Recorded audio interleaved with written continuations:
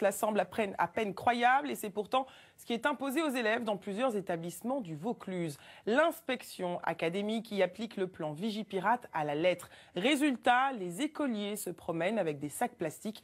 Du côté des parents, c'est l'incompréhension. Bruno de Gonnemar et Émilie Loubins.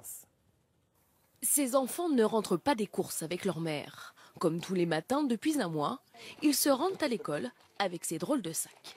Il est où ton cartable? Il est là.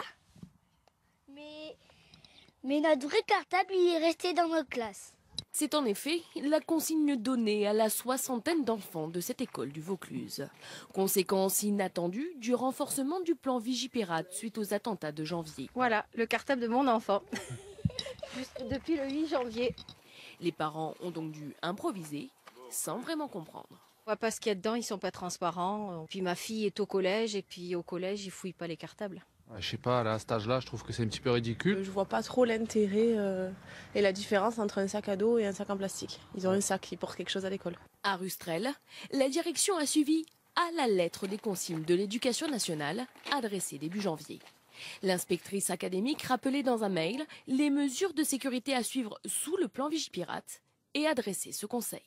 Pour éviter tout stress inutile pour les enfants, je vous invite pour l'instant à ce que les sacs des enfants de maternelle restent à la maison et les cartables et sacs de sport des enfants d'élémentaire restent dans les écoles.